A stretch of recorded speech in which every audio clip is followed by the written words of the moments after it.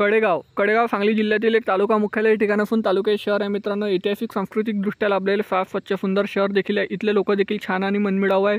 जर तुम्ही कडेगावमधून असाल तर चॅनलला सबस्क्राईब करायला विसरू नका, कारण येणारा पार्ट 2 लगेच येईल। मित्रमंडळी, नातेवाईक आणि प्रत्येक कडेगाव वासियांपर्यंत हा व्हिडिओ देखील शेअर करा।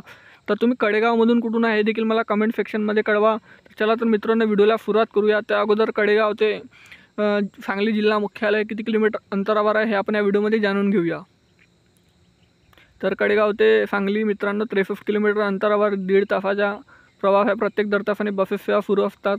हे काय आहे कडेगावमध्ये मला कळलं नाही, तुम्ही मला कमेंट सेक्शनमध्ये सांगा। आणि हा आहे कडेगावचा बसस्थानक आणि हा कडेगावचा नकाशा। कडेगावच्या पार्ट 2 साठी चॅनलला सबस्क्राईब करा, व्हिडिओ लाईक करा, शेअर करा, जास्तीत जास्त सपोर्ट देखील करा। धन्यवाद।